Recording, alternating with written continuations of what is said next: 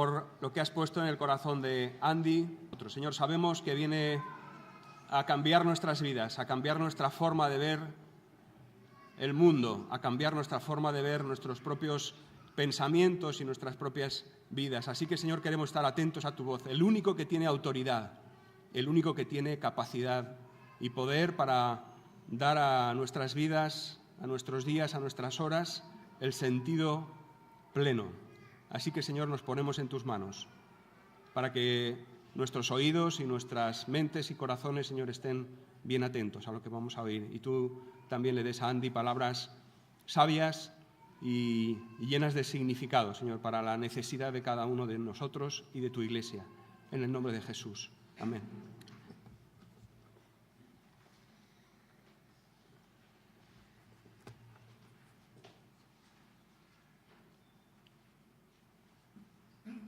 Tengamos silencio en el corazón porque es palabra de Dios. Grita con toda tu fuerza, no te reprimas. Alza tu voz como trompeta. Denuncia a mi pueblo sus rebeldías, sus pecados a los descendientes de Jacob. Porque día tras día me buscan y desean conocer mis caminos, como si fueran una nación que practicara la justicia, como si no hubieran abandonado mis mandamientos. Me piden decisiones justas y desean acercarse a mí, y hasta me reclaman. ¿Para qué ayunamos si no nos lo tomas en cuenta? ¿Para qué nos afligimos si tú no lo notas? Pero el día en que vosotros ayunáis, hacéis negocios y explotáis a vuestros obreros. Vosotros solo ayunáis para pelear y reñir y daros puñetazos a mansalva. Si queréis que el cielo atienda a vuestros ruegos, ayunad, pero no como ahora lo hacéis. ¿Acaso el ayuno que he escogido es solo un día para que el hombre se mortifique? ¿Y solo para que incline la cabeza como un junco, haga duelo y se cubra de ceniza? ¿A eso llamáis vosotros día de ayuno y día aceptable para el Señor? El ayuno que he escogido no es más bien romper las cadenas de injusticia y desatar las correas del yugo, poner en libertad a los oprimidos y romper toda atadura. ¿No es acaso el ayuno compartir tu pan con el hambriento y dar refugio a los pobres sin techo, vestir al desnudo y no dejar de lado a tus semejantes? Si así procedes, tu luz despuntará como la aurora y al instante llegará tu sanidad. Tu justicia te abrirá el camino y la gloria del Señor te seguirá. Llamarás y el Señor responderá. Pedirás ayuda y Él dirá, aquí estoy.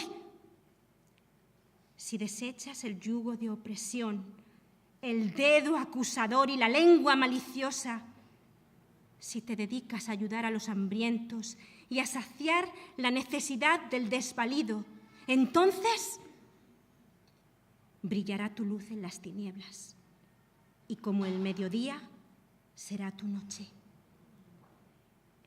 El Señor te guiará siempre, te saciará en tierras resecas y fortalecerá tus huesos. Serás como jardín bien regado, como manantial cuyas aguas no se agotan. Tu pueblo reconstruirá las ruinas antiguas y levantará los cimientos de antaño.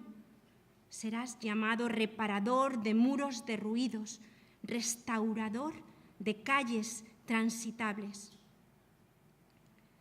Si dejas de profanar el sábado y no haces negocios en mi día santo, si llamas al sábado delicia y al día santo del Señor honorable, si te abstienes de profanarlo y lo honras, no haciendo negocios ni profiriendo palabras inútiles, entonces hallarás tu gozo en el Señor.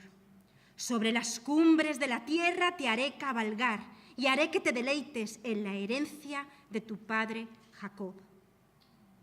El Señor mismo lo ha dicho.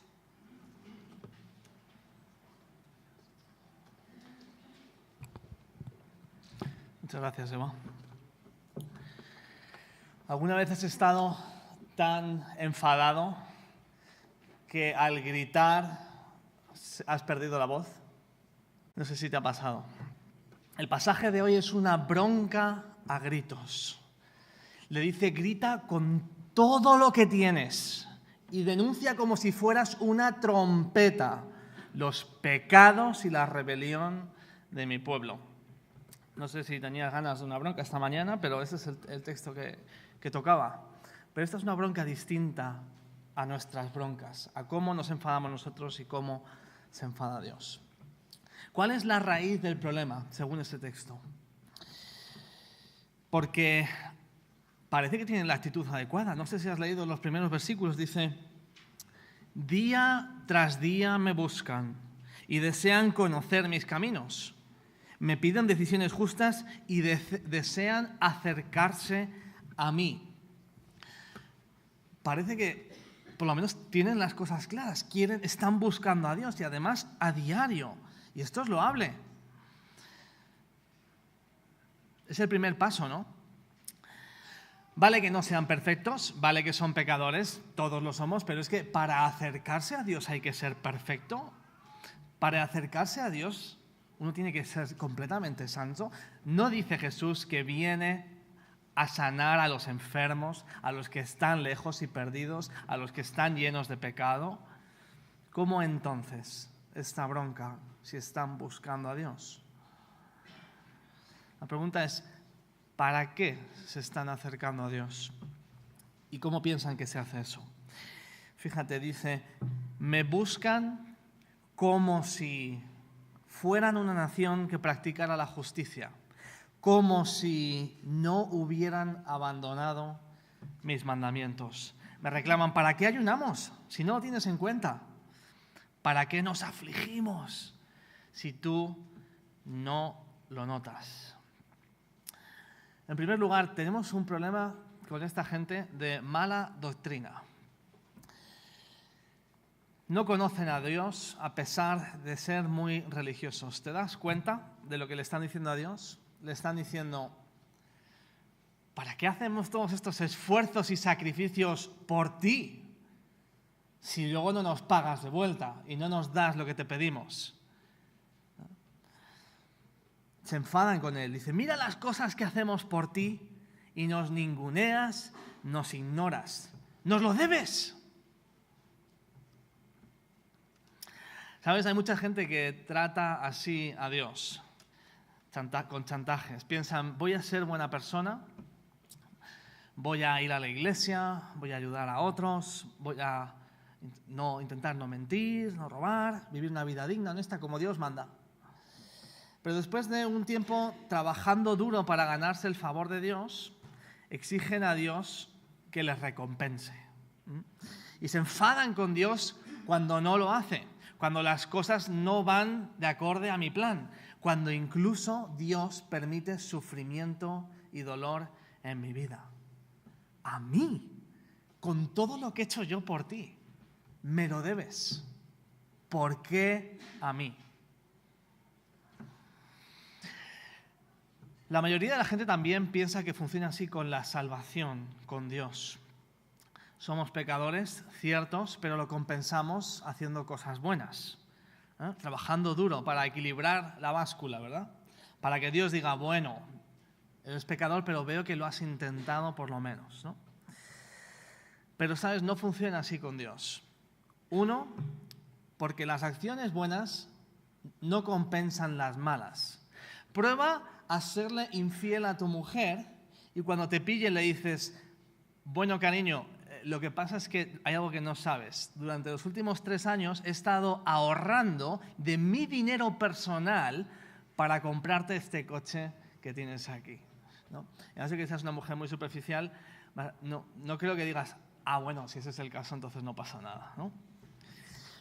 O prueba, a lo mejor robar es como robar en el trabajo y pensar que lo puedes compensar por ser el empleado del mes. Hagas lo que hagas, sigues siendo un delincuente. Es un insulto a la justicia pensar que las buenas obras compensan a las malas. Pero en segundo lugar es tener un concepto de la justicia por los suelos. Y si hay algo que va a hacer este pasaje es elevar nuestro concepto de justicia, según lo define la Biblia, a cómo lo define el mundo. Y vamos a hablar de eso más tarde. Pero a lo mejor dices, bueno, yo sé que la salvación es por gracia, que no es por obras, que no hay nada que yo pueda hacer, no es lo que yo haga por Dios, sino lo que Dios ha hecho por mí en la cruz, y solo en eso puedo basar mi salvación. Está bien, pero ¿sabes? Incluso si tienes eso claro, a veces nos gusta negociar con Dios de la misma forma que lo están haciendo los israelitas. Ocurre cada vez que pecamos. Vamos a poner un ejemplo. Vas a la iglesia todos los domingos religiosamente. Vas incluso a un grupo casero, incluso a veces a la reunión de los martes de oración. Lees tu Biblia 1 hora todos los días, a pesar de que no tienes nada de tiempo entre familia, trabajo y el tráfico. Y dices, de repente, después de varias semanas trabajando duro, ya he dedicado mucho tiempo a Dios. Ahora me toca un tiempo para mí. Y hacemos esa separación entre mi tiempo y el tiempo de Dios. Mis cosas y las cosas de Dios. Es como si le dices a Dios, déjame ahora un rato a mí, ¿no? Como si Dios no tuviera cabida en nuestro tiempo de ocio, o Dios no tuviera cabida en nuestro tiempo de descanso. Pero el problema es que ahí es cuando sale tu verdadero yo. Es precisamente ahí, en esos espacios sin Dios, donde caemos, donde nos hundimos y donde sale la verdad. El resto es trabajo, esfuerzo y postureo. ¿Quién eres cuando nadie te ve? Cuando tienes tu tiempo para ti y ya lo has dado todo a Dios antes. Y esto es lo que pasa con los oyentes de Isaías. Han caído en ritualismos, en espiritualidad postiza, en postureo. Y le recriminan a Dios todo lo que hacen por Él. Pero porque quieren algo de Él. ¿Te das cuenta de lo que dice Dios? Dice, me buscan como si fueran una nación, practicaran la justicia, como si no hubieran abandonado mis mandamientos. La Biblia deja claro que amar a Dios se demuestra cumpliendo sus mandamientos. Y Dios está diciendo, actuáis como si fuerais gente que no hubiera abandonado mis mandamientos.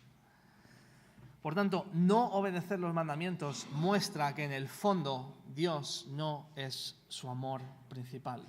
Dios no es su Dios. No se fían de sus reglas, se fían de sus propias reglas. Nosotros sabemos mejor que Dios cómo vivir nuestras vidas. Y eso demuestra que no aman a Dios. Desde el principio en este pasaje queda claro que la raíz del problema está en su corazón. No quieren una relación con Dios, quieren cosas de Dios. Y por eso Dios les dice en el versículo 4, ayunad. Está bien que ayunéis, pero no es así. No se hace así. La Biblia habla más de 50 veces sobre el ayuno. No es un mandamiento, pero 1, siempre se habla positivamente de él cuando se hace de corazón. Y 2, se da por sentado como práctica rutinaria de la vida de la Iglesia y del individuo, tanto en el Antiguo Testamento como en el Nuevo Testamento. El libro de los Hechos habla del ayuno como parte normal de la vida de la Iglesia y de individuos, no como la excepción, sino como algo que forma parte de la vida.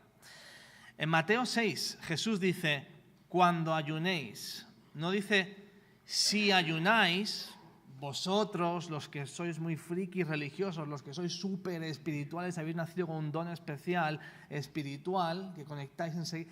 No, a todos. Cuando ayunáis, cuando ayunéis, hacedlo en privado para que nadie os vea. Es más, dice que nos maquillemos, dice que nos echemos aceite para tapar cuando la piel se seca y que nos lavemos la cara, precisamente para evitar que caigamos en el postureo y en enorgullecernos. Es algo privado, porque Dios quiere cuidar el corazón. Ese es el verdadero ayuno. El ayuno no es castigar el cuerpo porque es malo, sino recortarte de tus necesidades físicas porque no son las únicas importantes. Jesús dijo, no solo de pan vivirá el hombre. El ayuno no es para perder peso, sino para ganar más intimidad y dependencia de Dios. Cualquier cosa que se esté convirtiendo en un ídolo en tu vida o una adicción puede ser un buen motivo para ayunar. Hay gente que ayuna de redes sociales, de pantallas, cualquier cosa que notes que te está alejando de Dios y que te ayude al dejarlo a recordarte quién debe ser tu primera pasión. Y digo pasión y deleite, que es la palabra que usa este pasaje.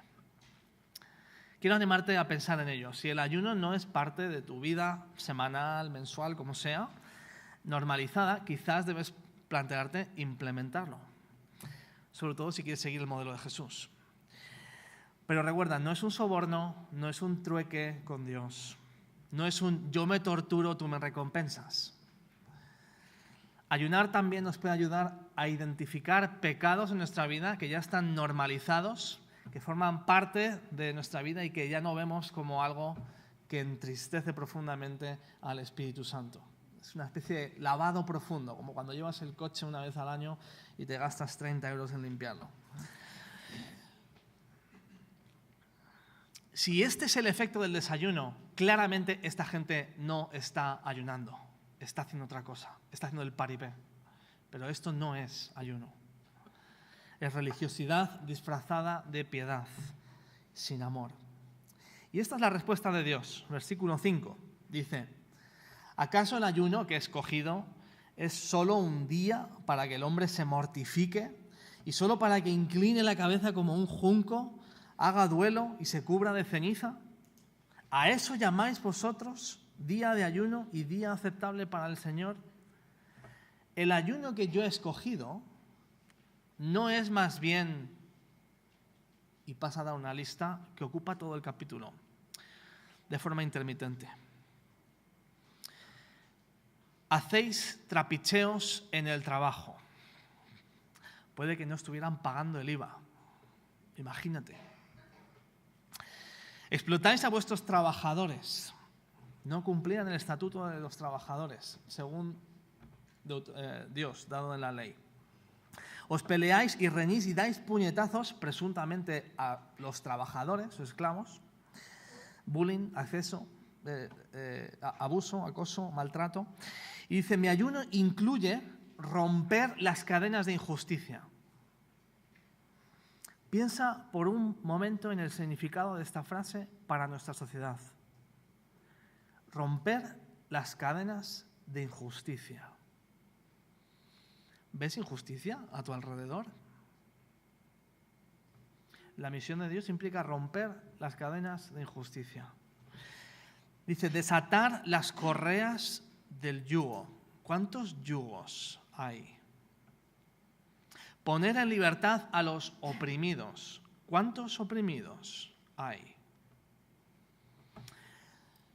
Y por si me olvido de algo, romper toda atadura. ¿Se te ocurren ataduras en tu vida o de la gente que ves a tu alrededor? Romper toda atadura.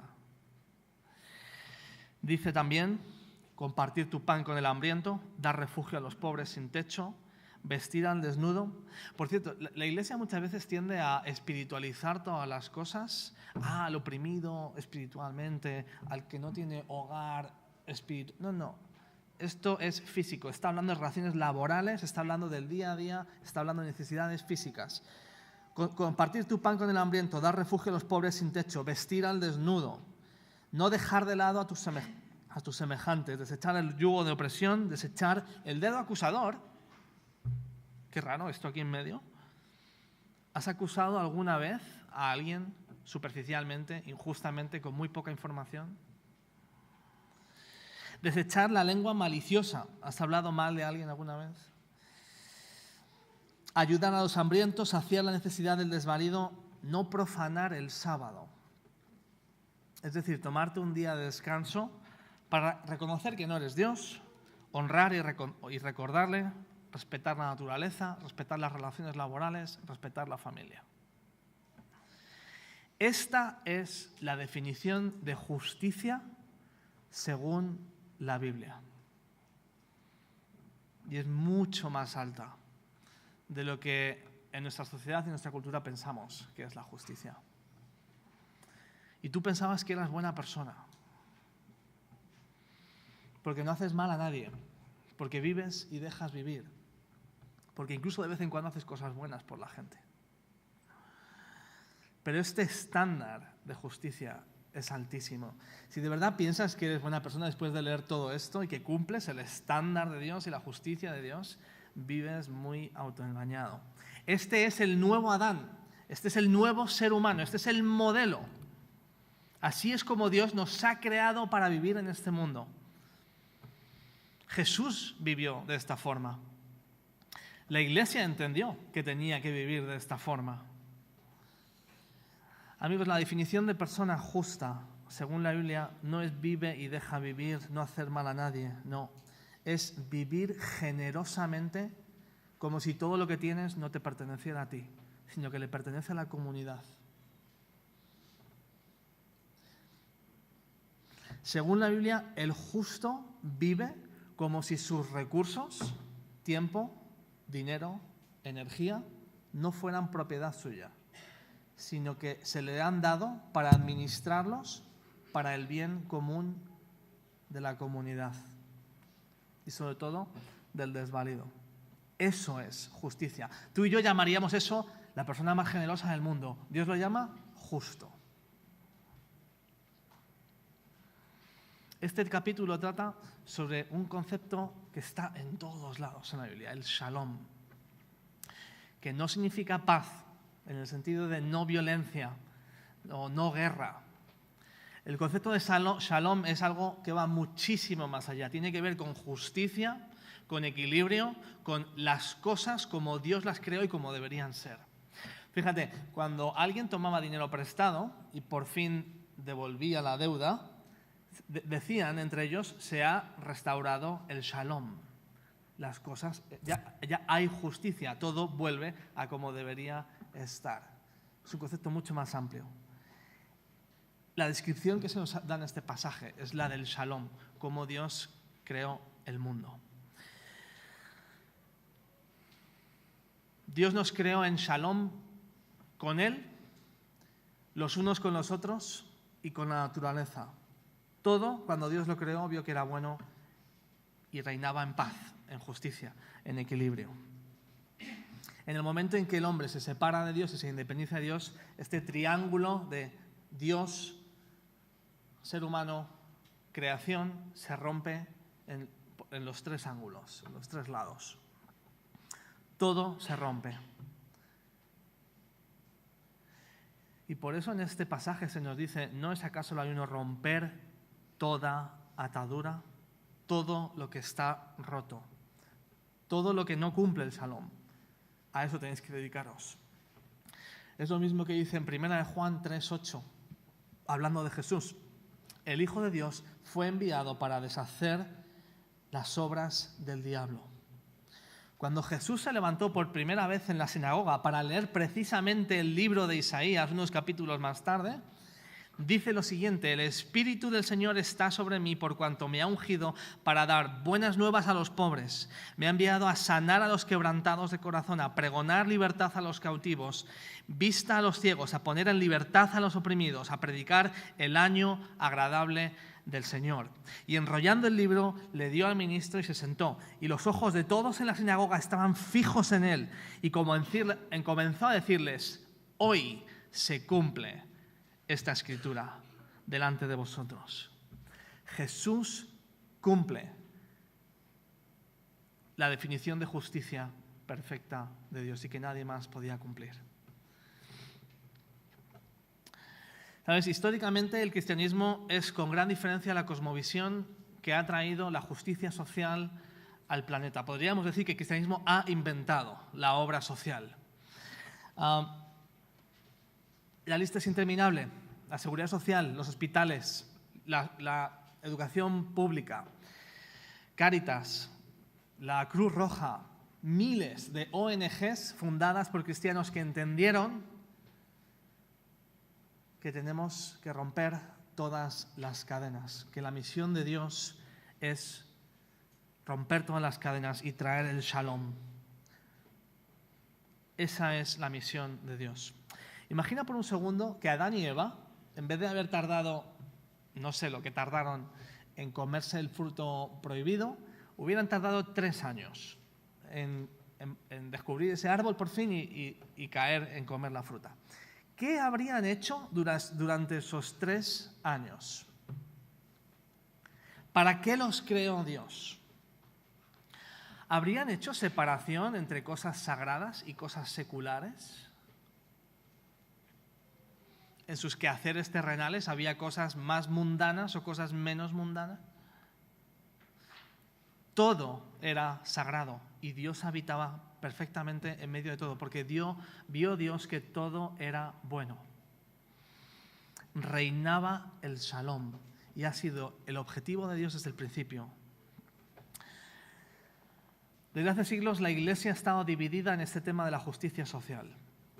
Unos piensan que hay que dedicarse a la obra social, otros piensan que hay que dedicarse a las almas, a la predicación.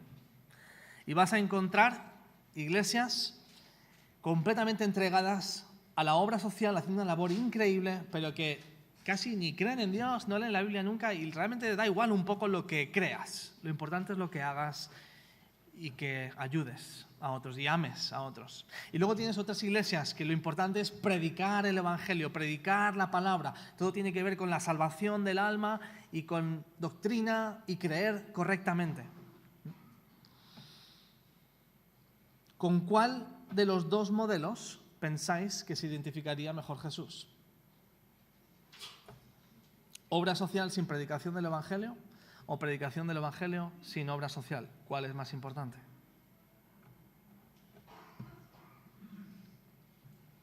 Se parece al dilema de Santiago, ¿verdad? ¿Obras o fe? ¿Fe o obras? Cuando analizo la vida de Jesús veo las dos. Veo una misión integral.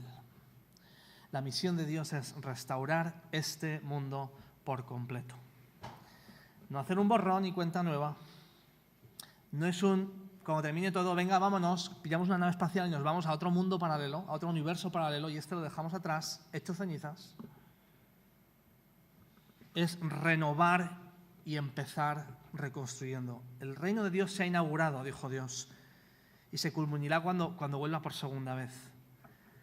Pero no va a desaparecer todo. Ha hecho una inversión enorme. Y por eso dice la Biblia que los justos heredarán la tierra. Es una promesa vacía, sin sentido, si todo se va a quemar y no va a quedar nada. Es una de las razones por las que debemos estar convencidos de que nuestro llamado es con esta creación y a romper todas las ataduras. Todas las ataduras. No solo predicar, no solo conseguir entradas al cielo. Recoger la basura es parte de la obra de Dios. Pensar en formas de influir en política para acabar con la trata de esclavitud es parte de la misión de Dios. Cuidar de los refugiados, liberar endemoniados, sanar a personas. Estudiar 12 horas al día una carrera de medicina durante 8 años sin casi tener tiempo para nada más, ni siquiera para cosas de la iglesia, para poder curar a gente, es parte de la misión de Dios.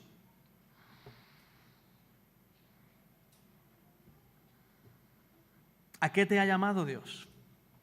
Porque todos formamos parte de una misión muy grande. Peluquero, cajero en un supermercado, mecánico, ama de casa, maestro. Ninguno estamos por casualidad donde estamos. Todos estamos en misión. Todos somos puntos de luz. No, díselo a José, en Egipto, limpiando la casa de Potifar,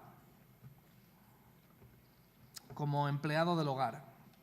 Te podría hablar del testimonio de un actor de televisión muy famoso que contrató a una empleada del hogar y cuando ella limpiaba cantaba canciones cristianas y le dijo, ¿por qué cantas estas cosas? Le dijo, usted se piensa que me ha contratado para limpiar su casa, pero me ha contratado para que le predique a Cristo y usted va a conocer a Dios.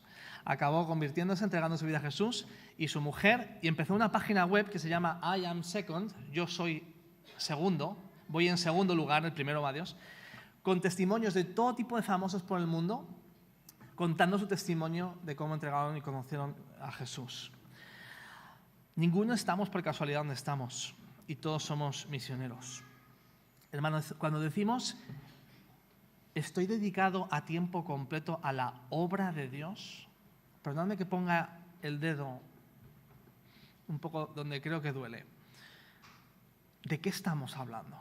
La obra de Dios. ¿Qué es la obra de Dios? ¿Hemos creado categorías de misión más importantes que otras? ¿Más espirituales que otras? ¿Hay grados? Conozco a tantos cristianos esclavizados con sentimientos de culpabilidad porque no tienen tiempo para dedicar a la obra de Dios, porque no entienden que 24 horas al día están en la obra de Dios y en sus trabajos están en la obra de Dios, porque la obra de Dios es integral. La hemos definido como esto: pastores, evangelistas, pioneros que abren iglesias, gente relacionado a lo que hace la iglesia, la vida de iglesia. Y eso es obviamente parte de la obra de Dios, pero la obra de Dios es el universo entero. Todo es la obra de Dios, el shalom entero. Y hace que se convierta en algo muchísimo más grande y en lo que todos podemos participar, aunque no tengas tiempo. ¿Cuánta gente necesita ser liberada para la misión de Dios? El trabajo social está justificado en sí mismo, incluso si no hablamos de Jesús. Muchas iglesias ven la obra social de esta forma.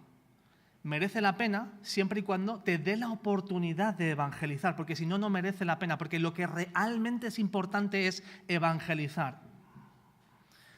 Escúchame, yo soy un evangelista. Mi vida laboral es ser evangelista. Si hay alguien más apasionado, yo soy apasionadísimo por predicar el evangelio, es a lo que Dios me ha llamado. Esa es mi misión. Pero la obra social está justificada en sí misma, incluso si no predicamos a Cristo, porque refleja el carácter de Dios, porque es lo que Él hizo. Y sabes, la gente no es tonta. Cuando tú le das 1 kilo de arroz para predicarle el evangelio, se dan cuenta de que el paquete de arroz viene con letra pequeña, viene con condiciones. En realidad tú lo que quieres es otra cosa, vienes de lado. No vienes de frente a amarme simplemente por amarme. Vienes porque quieres hacer otra cosa conmigo, que es predicarme algo. Te doy 1 kilo de arroz siempre que me dejes predicarte. Eso es amor condicional, no amor incondicional. Y huele. Y la gente no es tonta. Ahora, lo que impacta de verdad es amor incondicional. Nos ha impactado a todos. Es como Dios nos ha amado a nosotros, ¿verdad? Conozco otra iglesia grande, una obra social enorme, implicadísimos en su ciudad. Tienen como regla no iniciar conversaciones sobre Jesús, sobre Dios, cuando están haciendo la obra social. Pero tienen la iglesia llenísima de gente interesadísima en Dios y en Jesús. Al ver un amor desinteresado, que no viene de lado, que no viene con segundas, un amor genuino, dicen, ¿por qué? ¿Qué te lleva a amarme de esta forma? Y entonces te lo explico. Nuestra acción social no debe ser para otra cosa que para dar gloria a Dios, porque refleja el carácter de Dios. Dios ama incondicionalmente. Versículo 8. Si así procedes, tu luz despuntará como la aurora y al instante llegará tu sanidad. Tu justicia te abrirá el camino y la gloria del Señor te seguirá. La gloria del Señor te seguirá. La obra de Dios, la gloria a Dios, la obra social.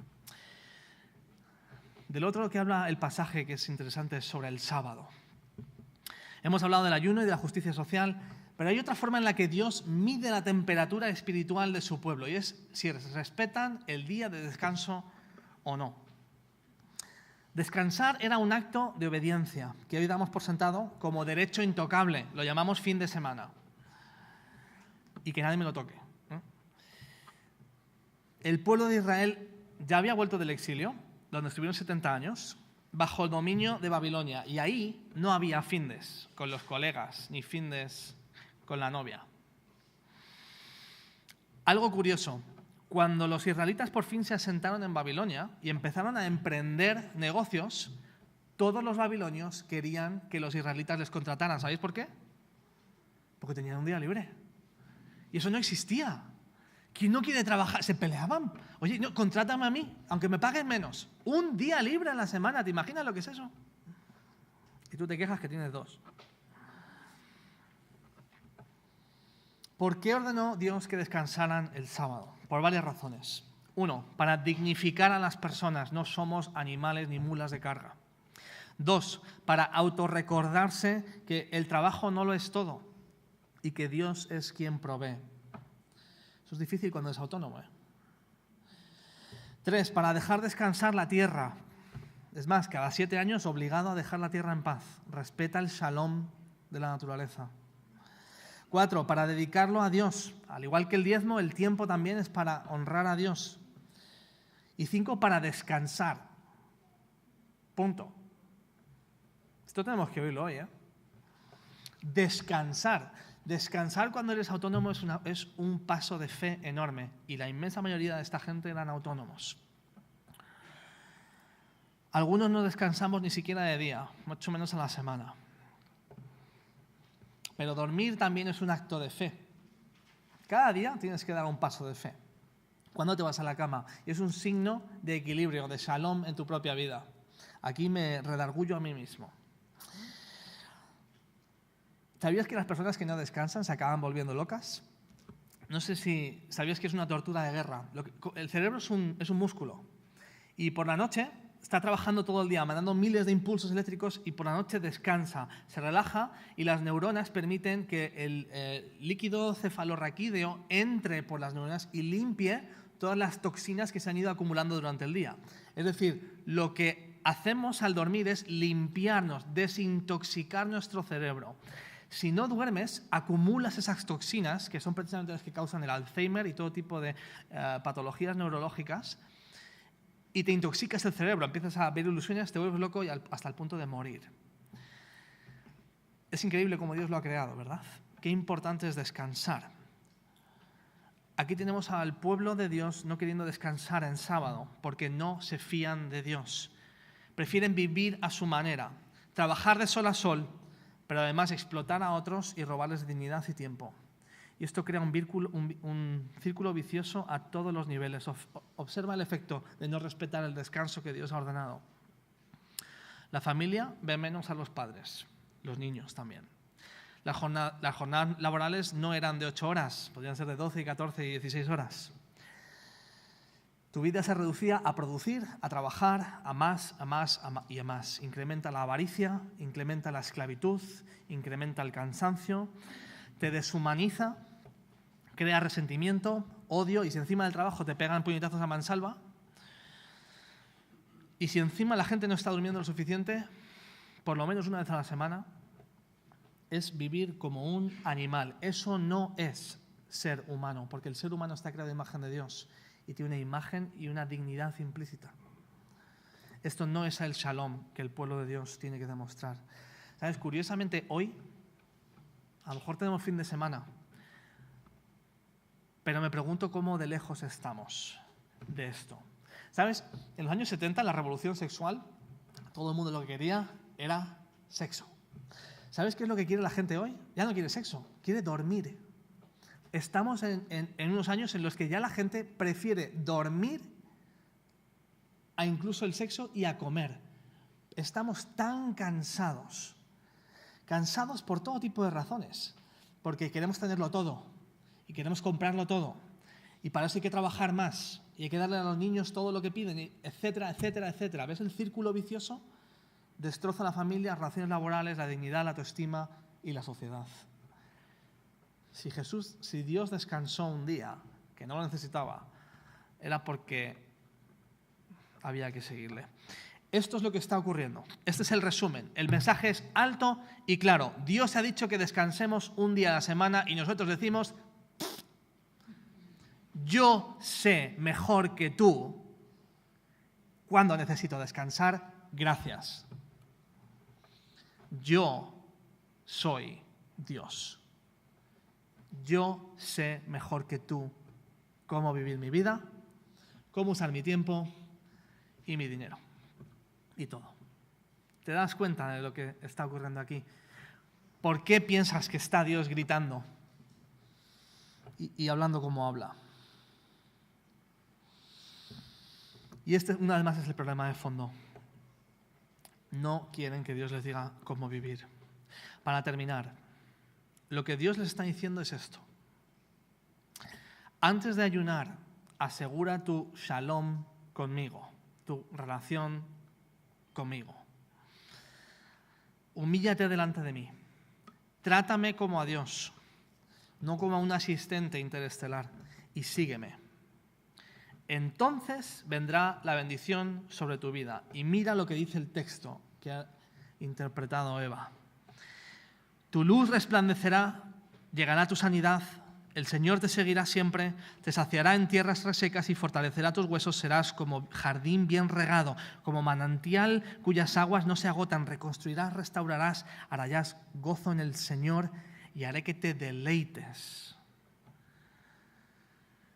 Esto sí que es shalom, individual y en comunidad, bendiciendo a la iglesia y a las naciones, cumpliendo la frase de Abraham, en ti serán benditas todas las naciones, porque la iglesia modela cómo se vive en sociedad y es luz y sal a la sociedad. Termina en completo contraste esta bronca, muy distinta a cómo solemos terminar nuestras broncas de Dios. Al principio empieza con amenazas, con gritos a pleno pulmón, denunciando el pecado y denunciando la rebelión. Termina con promesa, gracia y restauración. ¿Sabes? Dios no se queda en recordarnos lo pecadores que somos y lo muy cortos que nos quedamos de su concepto de justicia. Siempre detrás de sus reprimendas, de sus denuncias, está el amor de un padre que nos espera con los brazos abiertos para decir, pero puedes volver a casa. Pero podemos empezar de cero. Es un Dios con los brazos extendidos, no con la vara condenatoria en la mano. Y mira cómo termina. Dice, llamarás y el Señor responderá, pedirás ayuda y Él dirá, aquí estoy. Es una frase que se repite varias veces en Isaías. Aquí estoy. No me he ido. Aquí estoy. Es una de mis frases favoritas de la Biblia. Sobre todo cuando la gente dice, ¿dónde está Dios? No lo veo. Si existe de verdad, ¿dónde está? Y Dios dice, abre los ojos. Estoy delante tuya. Soy el que te ha dado el cerebro, el aire y esa voz para formular esa pregunta.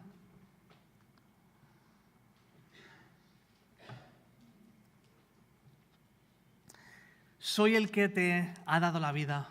Soy el que te ha dado tu cuerpo, soy el que te ha dado el aliento. ¿Hablamos? Porque tengo una aventura, una misión para ti que implica, 1, salvarte a ti primero y 2, salvar el mundo. ¿Te apuntas? ¿Tienes algo de lo que arrepentirte? Yo leo este pasaje y me siento condenado. Y escucho y digo, no llego. La condenación es justa y me la merezco. Y me merezco esos gritos. Pero las buenas noticias es que Cristo ha pagado por mis insuficiencias. Y ha vivido la vida que yo tendría que haber vivido. Él sí que lo cumple. Él nos ofrece perdón y paga por nuestras injusticias. Le dijo a Isaías, grita con todo lo que tienes, pecadores.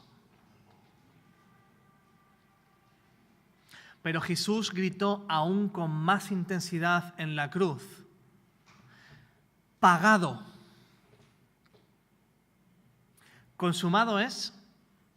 ¿Sabes qué es una frase? ¿Sabes dónde hemos encontrado la frase consumado es? En tickets y facturas del primer siglo. Pagado, factura pagada. Pagado, gritó con lo último que le quedaba de aliento el Dios que moría en la cruz. Pagado, pagado, pagado. Claro que sí, pecadores, pero grito aún más alto: pagado. Yo pago y yo lo cumplo. Y si me abres tu corazón y si me dejas de verdad entrar en tu vida, tendrás ese shalom, tendrás esa justicia. Primero experimentarás mi justicia en la cruz y luego aprenderás a tratar a los demás con la justicia con la que te he tratado, con amor incondicional. Ya no hacen falta más rituales ni postureos, solo aceptar ese pago y seguirle.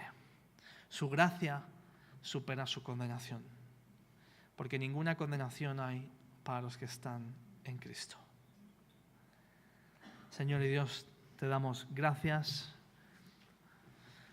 porque tu gracia es mayor que tu condenación, porque tu gracia supera la ley y supera nuestras deficiencias, nuestros pecados y nuestras rebeliones. Padre, perdónanos y ayúdanos a seguirte. Llénanos de tu Espíritu Santo, porque solo en tu poder podemos vivir como la iglesia que nos llamas a ser. En nombre de Jesús. Amén.